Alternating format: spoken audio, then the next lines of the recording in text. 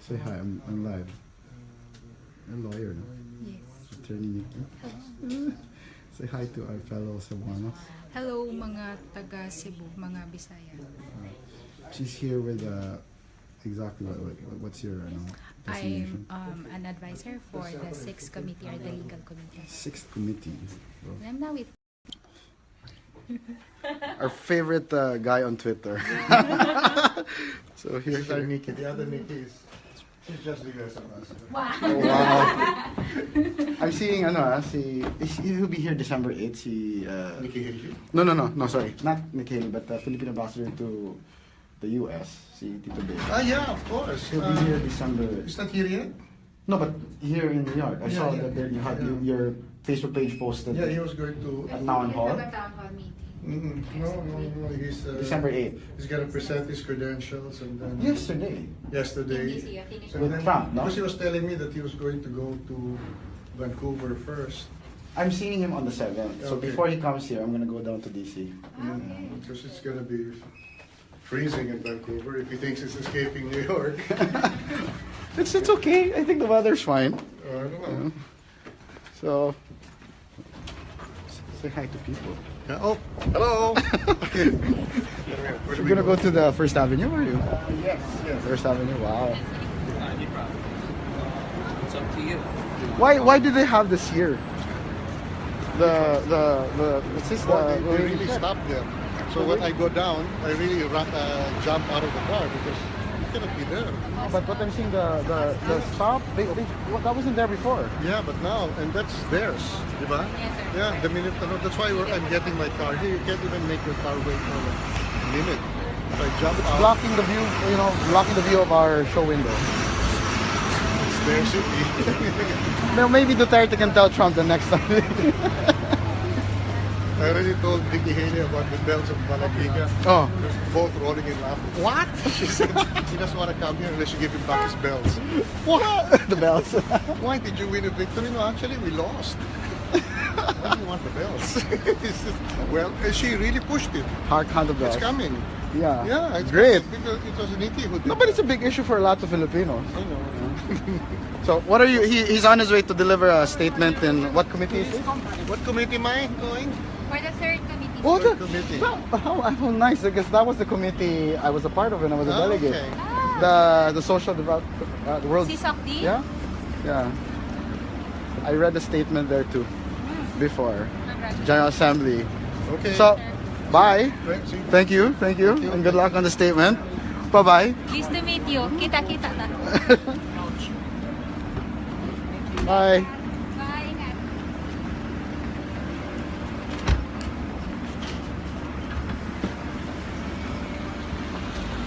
So yeah, I just had a courtesy visit with Ambassador Teddy Locsin. He is the permanent representative of the Philippines. So he heads the Philippine mission to the United Nations. So he's ambassador to the UN, the Philippine ambassador to the UN, basically. So I was just retracing my steps from 10 years ago, because 10 years ago was an important milestone for me, personal milestone, because 10 years ago I was here as a delegate to the United Nations General Assembly. That was the 62nd General Assembly, and like Ambassador Locsin is about to read a statement in the 3rd committee. Incidentally, I was also in the 3rd committee of the General Assembly, and I drafted the Philippine statement, and I also read it. The Philippine statement is at the time, of course, it concerned the world social situation, because that's the 3rd committee, social, it's more social development and stuff. So incidentally, he's gonna read a statement now. He's on his way to the UN headquarters on First Avenue, and so it's nice. I'm here retracing my steps, like 11 months after I was in the UN. 10 years and 1 month. 10 years and 1 month after I was in the UN in 2007. So incidentally, si Ambassador Teddy Locsin is his brother is married to my dad's cousin, so it was easy to just set up my appointment here through family, through my tita and through his wife, Tita Louie. And I'm happy that I'm here. And this is the Philippine center. You see it? Philippines on 5th Avenue. This house, the Philippine Center, has a gallery, like a showcase center on the ground floor with, see, these big show windows, and it's on 5th Avenue, like very, probably the most prime address here in New York City.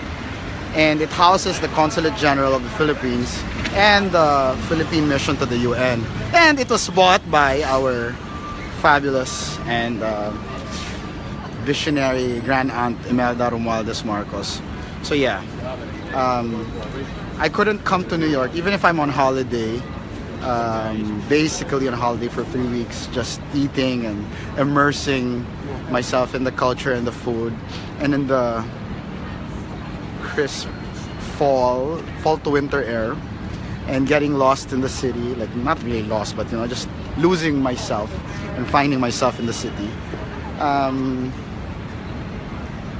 I can't pass up the opportunity to retrace some of my steps from 10 years ago. And lucky me, at least the ambassador is someone whose brother is married to a relative. So it was easy to just set something up without having to go through the usual official channels back home or here, having to set an appointment.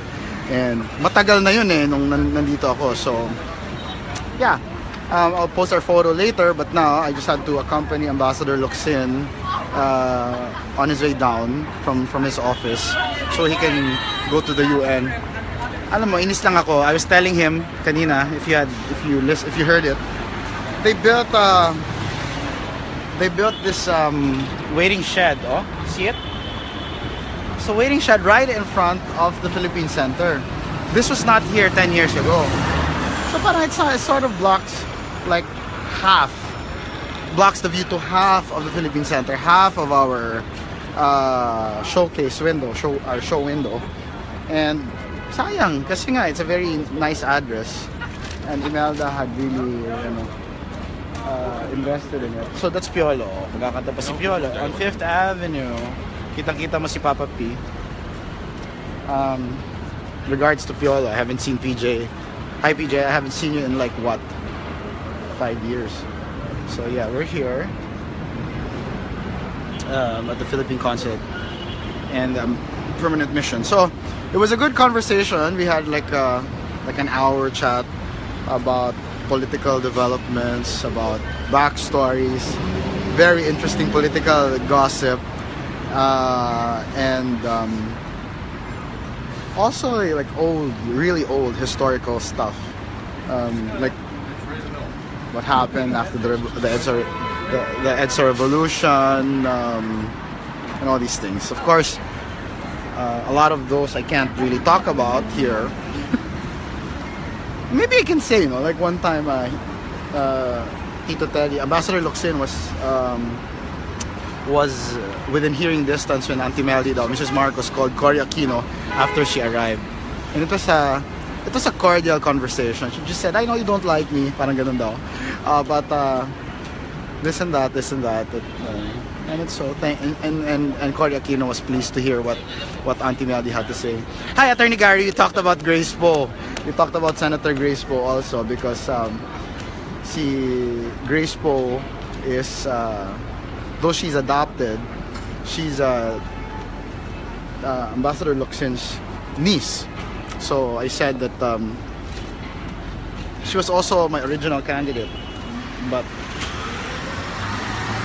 I just feel that being a Visayan and having seen what you need in the Visayas and Mindanao, feeling that Duterte is the guy for us at this point in our history, I went for Duterte.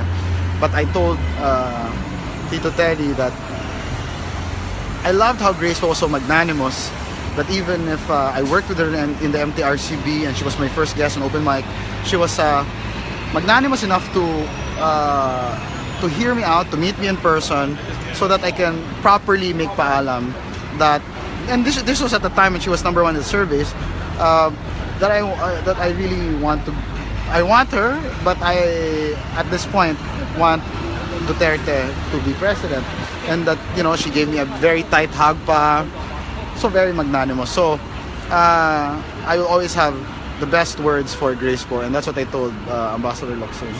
So we had a lot of really nice yun nga, mga political chika.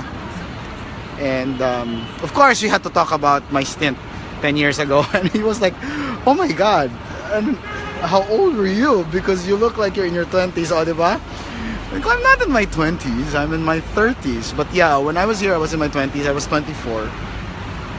And it was a good experience for me when President Arroyo put me in the, she appointed me to be a part of the delegation. And yun nga, I made history as the youngest Filipino to ever be a delegate of to ever be a delegate to the United Nations General Assembly. And incidentally, kasi po there's actually a document, the World Program of Action for Youth, and then there's probably another one, maybe two UN documents yata that give a mandate to having a youth representative. So we're supposed to have a youth representative. Iba po yung mock UN at model UN. Those are not official. Those are just yun nga, mock, so that young people can practice. But what's this?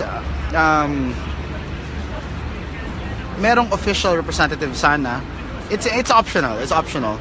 But there's mandate for that. May document na pwede pagbasihan.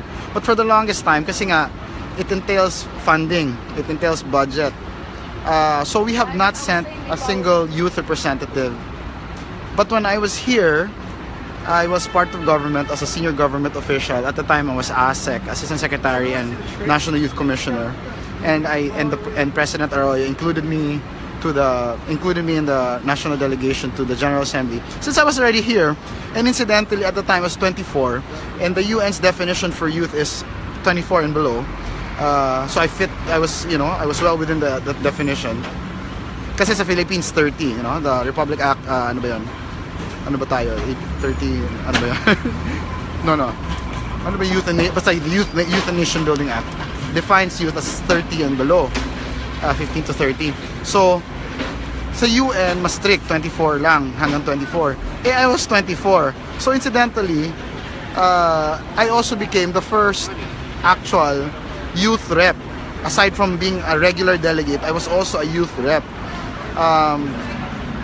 And maybe the last, because after me parang I've not heard of any youth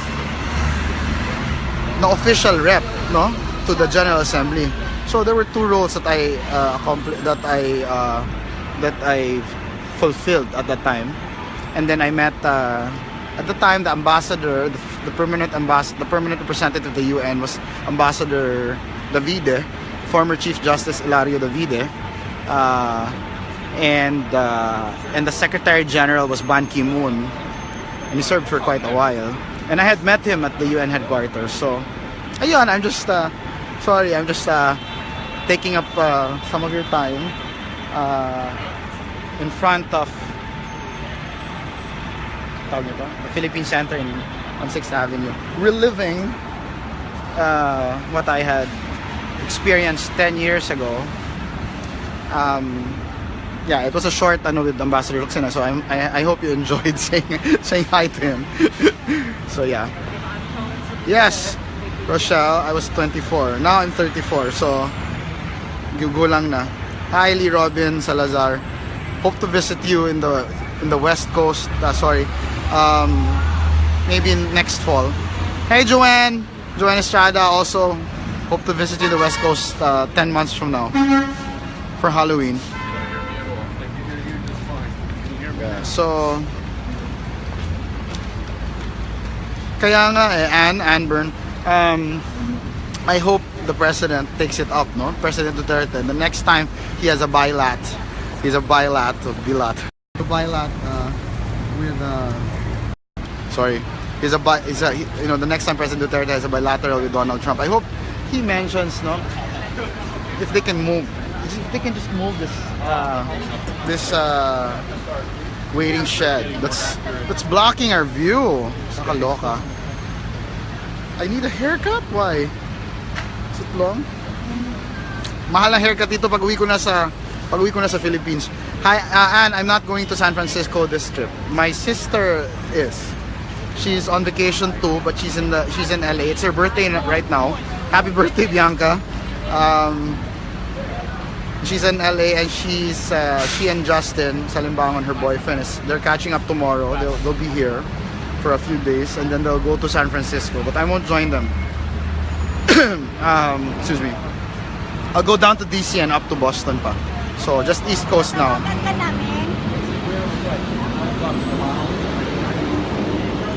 Geraldine, I don't know. I don't know how many days yung dual citizenship.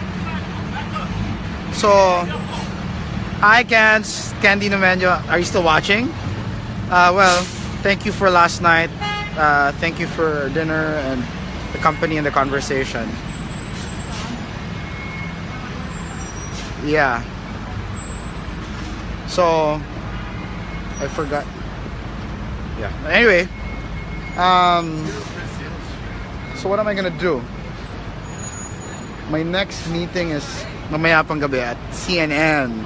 So I'll have a meeting with not really a meeting, it's an informal meeting with producers na naging kaibigan ko nung coverage nila ng Hayan, ng Yolanda, because I sort of helped them with some stuff, groundwork, no? Before Anderson Cooper went to the Philippines, mga coordination lang. So yun, and then they told me when I'm here to get in touch with them. So yun, I'm just going to meet some friends I made during Hayan. They're producers of Anderson Cooper. So it's just like an informal meeting. And hopefully I can talk to them about President Duterte and the misconception people have, you know, over here at what's really happening in our country. So if that helps a bit, sana, di ba? Hopefully that can help a bit. So para even if they're a bit critical, and you can't really blame media because media's role is really as a fiscalizer. They're not supposedly doing propaganda, no, for any government. Hopefully we can plant seeds later, you know, seeds of truth and fairness para the next coverage sana medyo they can take the facts into account, and they can take my experience as a Filipino living in the Philippines, someone who knows the president, who has met him several times, who has talked to him, who's tried breaking bread with him a couple of times, who actually campaigned for him, you know, and to take all of that into account. So anyway, where am I going? Oh, sorry, I'm gonna go to the other side. I'm gonna go to the library because I'm a bookworm, and the library is just there. Yung sa katabi siya ng Bryant Park. So walking distance, maybe 4 blocks away. So saan ba yun? Oh, yun. Anyway, yeah, I'm gonna go to the library. Gonna smell. Who loves the smell of old books? Because I do. Iba rin yung smell ng bagong books. Mabango rin and bagong magazines. But the old books, oh my gosh. So I'm so excited, bro. I was there the other day, but it was closing time. So medyo bitin. So I'm gonna go back to the library. So yeah. So wish me luck later. Hopefully my friends in CNN. I'm not gonna be interviewed, ha. Hindi to interview. But it's sometimes kasi for me, it's the behind the scenes, no? It's the behind the scenes conversation that makes more impact. Sure, an interview is seen by a lot of people, but a behind the scenes conversation, if you do make an impact and if you are able to penetrate, you know, and get through to them, you'll be able to send your message across, and it has wide-ranging effects, no? Long-term effects on their coverage. No one wants them naman to be pro-Duterte. We just want Western media to be fair. To be fair toward Duterte, no? Of course, you know, you take the good with the bad. Hindi naman perfect eh. There are certain things that government is doing that I don't approve of, and I like it when media calls them out para matama, no? Sometimes the president doesn't even know that it's happening. So we need media to call the attention of government so something can be done, if something can be done. So, yun. Hopefully we make a meaningful connection later. Di man ko mamoy boy, hindi naman ako manunumbat na, oy, tinulungan ko kayo, gano'n. This is just touching base again, because we've been in touch nga since Hayan. And I'll bring up the topic talaga of our politics and where we're coming from as a country and as a people. Kasi when I go down, cute naman, may Salvation Army kumakanta. When I was what's this? When I go down to DC, I'm gonna meet up also with some journalist friends there, and they're very critical of Digong. We all already had a Skype conversation about him, but it would be better to talk about it in person. Ang point ko talaga siya, you know, sabi kasi nila marami may mga collateral damage. Yeah, we're trying to avoid the collateral damage, and no one likes that. But ang akin lang, who are you, America, to say to us, to preach to us about collateral damage when the wars that America has waged throughout the years have claimed the lives of, you know, like thousands upon thousands of innocent women and children, families decimated, no, wherever they are in the world, like whether it's Syria or Iraq, so, or Vietnam, you know. So tayo, we waged. This is not an ideological war. This is not a war for oil, this is not to invade a country. It's an internal war, you know, and it's a war, an internal war that's been given a mandate. Una sa lahat, nung panahon pa ni President Arroyo, like I mentioned in my Facebook Live earlier, when I was talking about the issues na yung mga ignorante tungkol doon kay Gwen Garcia, Deputy Speaker, I raised the executive order of President Arroyo nung mga 2003, something like that, no? She had an executive order. In fact, that executive order may have been influenced, I'm not sure, but may have been influenced by then Davao City Mayor Rodrigo Duterte, because if you recall, si Mayor Duterte served concurrently, aside from being mayor of Davao City, he also served as presidential advisor for peace and order. So maybe he had inspired President Gloria at the time to come up with that executive order that considers the drug menace, the drug problem, to be a national security threat. So dalawang mandato yun, yung executive order from President Arroyo, making it a national security threat because it is a threat to our national security.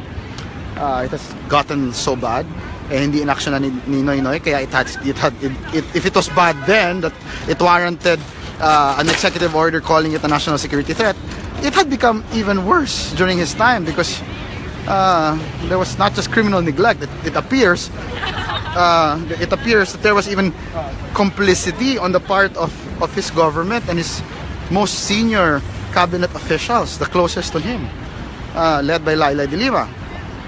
Now, Mar Roxas is being, you know, there are those that swear, you know, that testify that he is involved in the protection of the drug trade. So, yeah, there was that mandate, the executive order. Dagdagan pa, what could be a bigger mandate than the election of 2016 when Mayor Duterte became president, won with 16 million votes, an overwhelming mandate, which would have been 21 million if they did not do their hocus picos na nadali tuloy si Bongbong. But that gave even an even bigger mandate to the war on drugs. The executive order of Gloria, calling it a national security threat,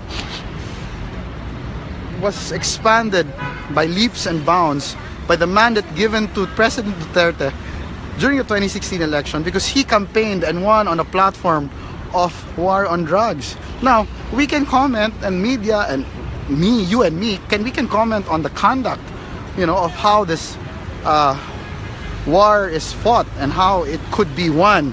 But the fact of the matter is, it should be waged.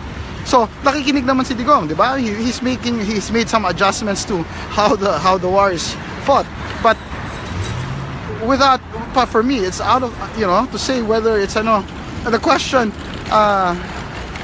whether a war should be waged or not is moot, because the mandate is there. May mandato, because he campaigned on the platform of war on drugs and federalism. Those were the parang cornerstone yun, yung dalawa, cornerstone yun ng kampanya niya. And that's why people supported him, because of those two.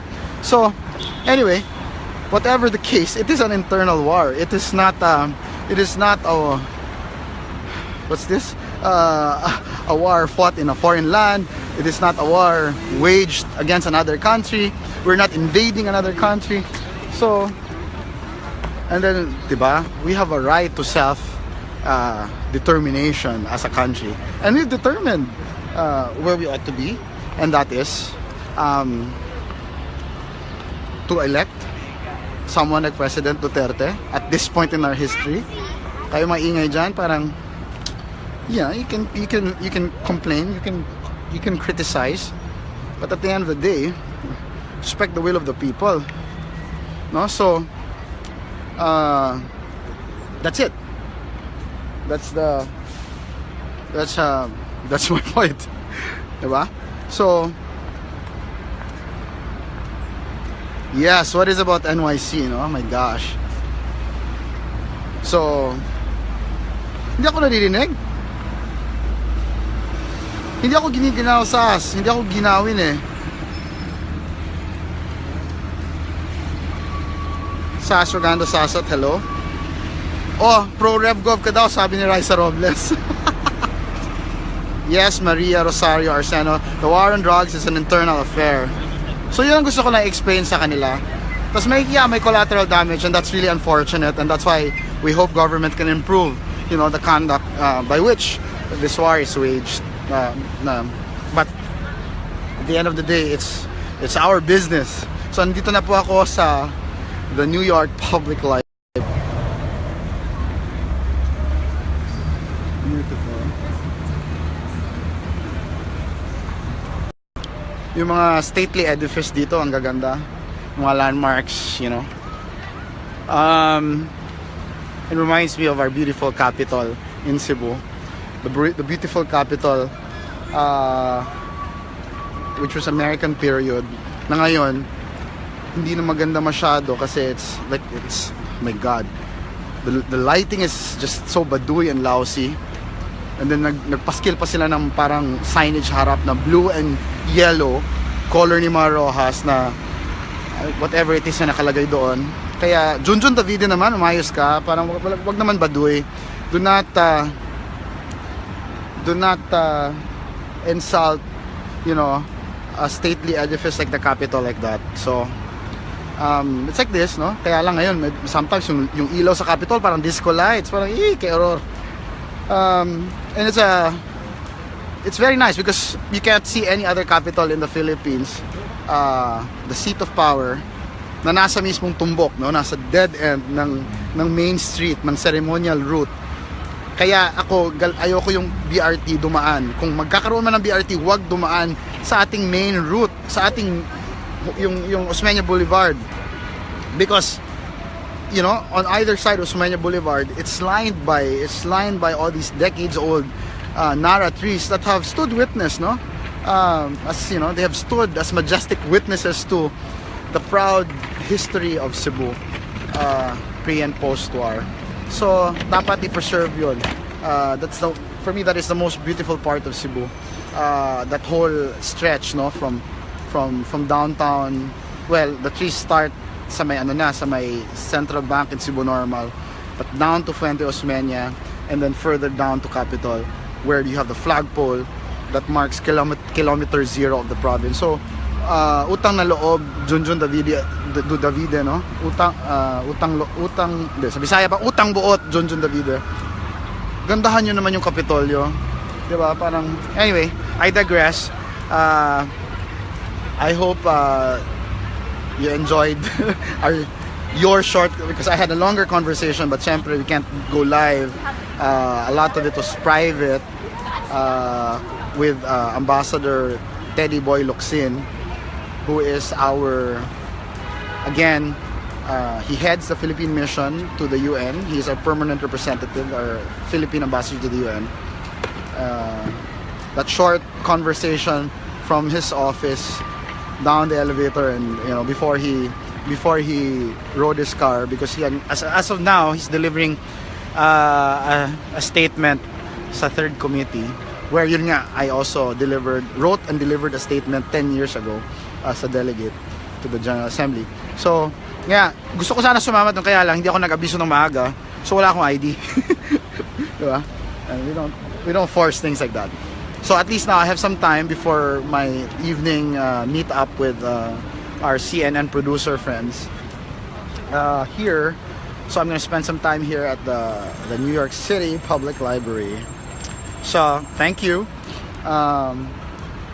It's not a very, I don't know, hindi okay lang naman yung weather dito.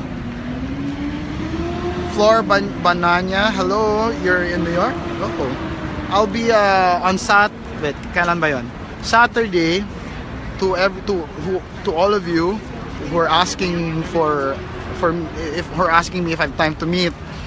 It's quite tight. Yeah, I'm here for 3 weeks, but really I have a bunch of schedules that I need to meet. And then I have to go to DC pa nga in Boston. Pero mangangalkal ako ng basura sa Boston. But on Saturday, I will be at the I Am Pinoy Proud Ako studio in Queens. I think mga 7 o'clock or 8 o'clock. I'm gonna check the details, I'm gonna post it. So we can meet there para sabay-sabay na lang, because otherwise it's really hard to, or if you can come to the New York Public Library now and comment wherever in my post and say that you're here. We can meet up, no? But I'll be here maybe 2-3 hours. I'm just gonna read a book, a really nice book. Thank you, Ligaya Madrid. Maria Rosario Arseno, thank you. Janice Labanon. Sorry I can't read the others. I missed the other comments. JP Aquino, Bodyongan, viable ba? Sabi nila viable, sabi ng mga pro BRT, yung mga proponents of BRT, but I am personally not for it. I am for an LRT, an MRT, whatever, 1 or 2 lines, hopefully 2 lines from Danao up north, as far as Danao, probably up north, 1 line down to maybe Karkar down south, and then another line that proceeds from there to the airport. So makaupo muna before I enter. So para yung mga magpupunta ng airport, they can just ride the train and then make a transfer to the other line going to the airport. I'm not for the BRT because it will massacre a lot of trees. And they say, yung mga proponents ng BRT say that meron naman daw mga studies. Ang problema ko dun sa mga studies na sinasabi nila, the studies were conducted, 10 years ago? More than 10 years ago? Even more. And napag-iwanan na tayo ng panahon. In other words, those studies, whatever studies they were, have been overtaken by the times. And Cebu's landscape has, changed dramatically since then, rendering the results of these studies moot and academic. So, and yung studies nila is study lang on BRT. Wala silang study on MRT. For me, you have to have a study on both if you want to say it's good, because you have to have a comparative study of the two transport models, mass transport models. How can you say that? You can't say that BRT is better just because you had a study. Diba? All it proves is that you had a study. So if it says that it was feasible 10 years ago, yes, it was feasible. But how can you say that it's more feasible than the LRT when you didn't even have a feasibility study in the LRT? You have to have two feasibility studies and compare and contrast both, right? Because all you have is a feasibility study on the BRT. So we have to have an LRT feasibility study as well, and maybe we can mix and match different transport models so that we have a safe, efficient, clean, cheap transport model.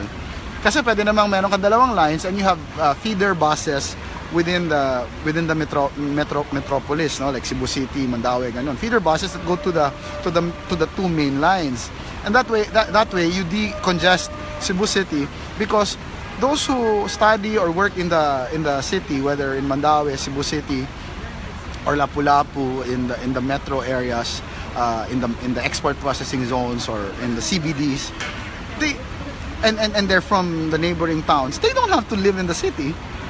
They can go home every day. They can afford to go home every day because it's fast, safe, efficient, and cheap, no? So, and clean. So, and then you have the feeder buses na mas maliit. You don't have to cut the trees, unnecessarily cut 2,000 trees. Sus, ginoko. Anyway, I digress. Thank you for raising that.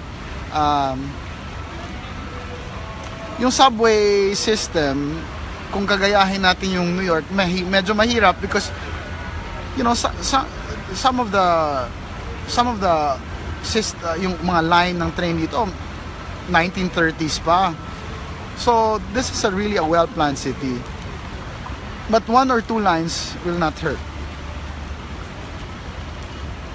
LJ Cervantes, Abasolo, Mike, any plans to run for office? We'll vote for you. Hoy, ginoo ko. Diyos ko po. Alam nyo kanina when I was having breakfast, di ba, I went live, no, in that cafe. I was talking about because sorry, kasi si Thinking Pinoy at si Sas, they posted about Gwen's performance, Deputy Speaker Gwen Garcia's performance. Gwen Garcia was our former governor in Cebu. Her performance at the House Justice Committee hearings on the impeachment of Chief Justice Sereno, and that sabi nga ni Thinking Pinoy, ni RJ, that if more of our legislators were like Gwen, then mas mabuti sana, mas madali tayo matatapos, because she asks the most sensible questions and she's really obviously done her homework. And yun nga, sabi ko, while generally people are for parang or had positive reactions, may mga konting comments doon na napaka-ignorante. So I went live, no? So I was explaining about the issues that they raised, the Cebu International Convention Center, the CICC, and the Balili, because those are the two issues, and then the suspension order. So I tried to clarify, with the facts, not with just motherhood statements of it's political persecution. No, you can revisit that video. It's still on my timeline. But anyway, when I was done with the video, I was sort of reviewing if I had missed out certain points. But anyway, I had to leave because I had to get ready for my meeting with Tito Ted, with Ambassador Locsin. So anyway, the one beside, pagin ko, mukhang Pilipina. Sabi ko, kanang Pilipina ka? Are you Filipino? And she says, Oh, yes, I'm Filipino. Where are you from? She says she's from Dumaguete. Amabel. Her name is Amabel. And she's been here for like 20 years as a nurse. So Bisaya ka di ay. So, yun, Bisaya kami. And she said, are you she asked me, because she's been so out of the loop because she's been living here for 20 years. And she asks me, are you a politician? I was like, no, I'm not. Why would you think that? She said, because you seem to be very knowledgeable about what you were saying. Well, I guess knowledge of the facts. Just because I know my dates and I know my details. So, I said, no, I'm not a politician.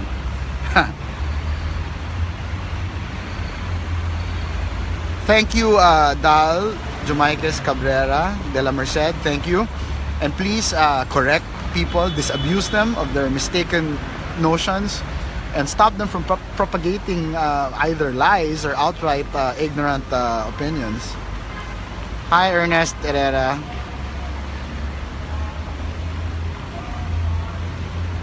Ad Paizar Camanto, bakit sabi nila sa Davao lang ang build? Wala naman sa Luzon, Visayas. Ano ka? Meron, eh. Ano ba? Diba? There's this, in the pipeline is this giant international airport in Clark, and there may even be another international airport in Bulacan, that's what I heard. And then in Cebu, there's a lot of infrastructure projects lined up, and across the Visayas. You should visit the page of Presidential Assistant for the Visayas, Mike Dino, Secretary Mike Dino. It's not really his page, it's the page of the office. No? It's the office of the Presidential Assistant for the Visayas. And there you can see a lot of projects line up. And that's just for the Visayas. Hindi pa kasali yung Luzon at Mindanao.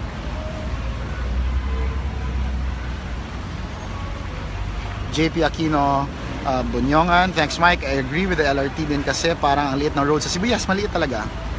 And, sorry, basahin ko muna. Ang liit ng road sa Cebu, tapos lagyan pa ng dedicated lane for buses. Parang ang hirap naman talaga. Hirap naman ata. I agree with the LRT, tapos feeder buses to nearby cities and districts. Hello, Pigeon. So yeah, completely. I completely agree with you because we shouldn't feel bad that our streets are small. That's part of Cebu's old world charm. You know, some of the most beautiful cities in the world, in Europe, they have small, what you call this?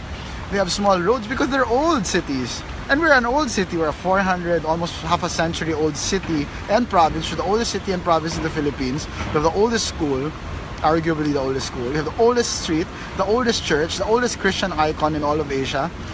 We're an old city and we have to embrace that. That's part of our charm.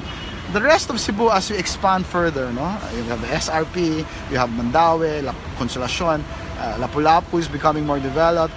As we expand further, that's when we urban plan. But Cebu City is fine just the way it is. Yeah, sure, we can widen the roads in some parts and open access roads in other parts.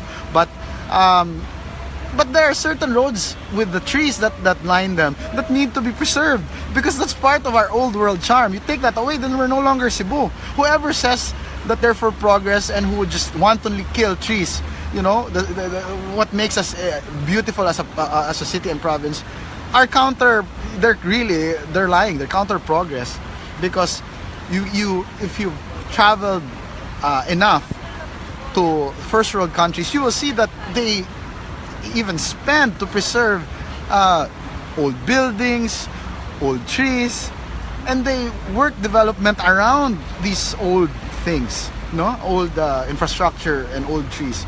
So tayo naman sa for progress, puputol ka ng magwawidan ka, sisirain mo yung lumang bahay, yung lumang building. It's really stupid. It for me betrays the ignorance of a lot of our politicians and those also from DPWH. Diba? So anyway, tumatagalan ako. I was supposed to wrap it up. So I thank you for joining me with Ambassador Teddy Locsin, and we were at the Philippine mission earlier, the Philippine mission to the UN, located at the Philippine Center, where the Philippine Consulate General in New York is located along 5th Avenue. joining me in my lovely walk from there to here at the New York Public Library, and I'm about to enter, and surely I can't be live there, no? So thank you for joining me and listening to my kwento about my stint in the UN 10 years ago, and well, the off-topic conversation about BRT, the bus rapid transit, no? Bus rapid transit ba? Oh, tama. Bus rapid transit versus LRT in Cebu. So, Maria Rosario Arsano, yes, there is a proposal to build an international airport in Bulacan, but I'm not sure if it's gonna get the approval of Secretary Tugade, the DOTR secretary. But there's this a proposal, a mega airport there with a huge mall, like a city within a city kind of thing. Yes, certainly, Steven Victoriano.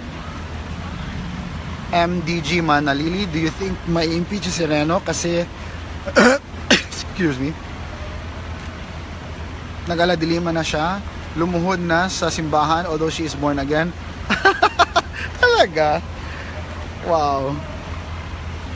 You know, it's a blessing in disguise. So she's probably had a conversion. I don't know. Thank you, Mike, for the update, but I would suggest you include Chris Lam in your next visit.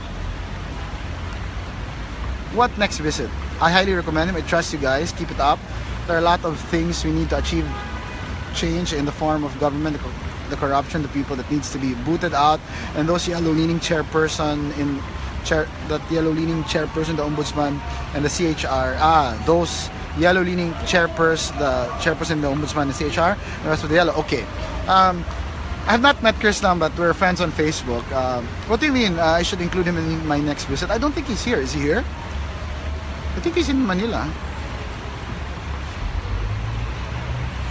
Hello, and yes, Cebu is truly beautiful. And if they cut the trees and they don't preserve these old structures, it will be ugly. It will be ugly. When are you back in New York, Steven Victoriano?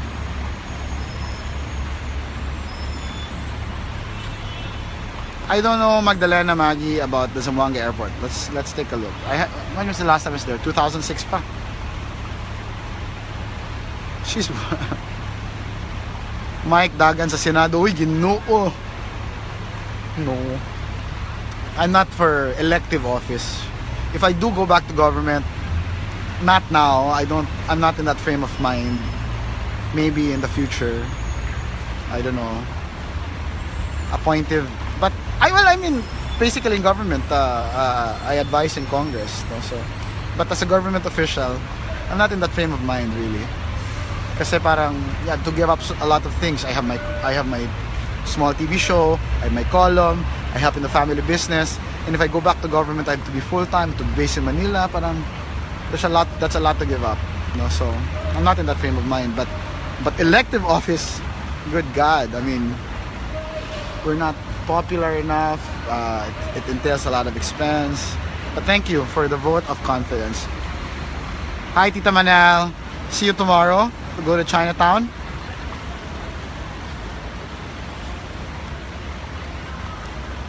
Tita Manel, I'm already a government consultant, but not to the president. I just support him. Most of the time. Oh, hello, Evangeline Vallejo, watching from Italy. So, anyway, it's been a good trip. Last night, I went to New Jersey. I had a lovely dinner with my friend Candy Nimenyo Mercado, whom I've not seen in like 10 years also. Puro 10 years, no? I took the train from Penn Station to Dover, and then she picked me up, and then we had dinner in Randolph, in New Jersey, and then we drove to... she drove me, very nice of her, to Medham, what was that? I forget the name. But anyway, to meet up Luli Arroyo Bernas, the only daughter of President Arroyo, and we had tea and, of course, as ever, lovely conversation. Steven Victoriano, compare ko utak mo kay Kiko Pangilinan, ang layo, utak third world mga LP, lalo na antivirus. I don't want to say I'm smarter, generally. But if you're talking about Kiko Pangilinan, sige, I'll take that. I'll take that. I'll accept that. Anyway, highway. Yes, Tita Manel, very far. So, and then not only that, after tea with Luli, Candy and her husband and her son, they drove me all the way back to the city, from New Jersey, from that part of New Jersey. We crossed the George Washington Bridge, and she brought me to my doorstep here in the Upper East Side. Lazen gets me, watching from Scandinavia. Tama ba pronunciation ko? Anyway, we're gonna go. The books, the old books of the New York Public Library, they beckon. So, see you later. See you later. Bye bye.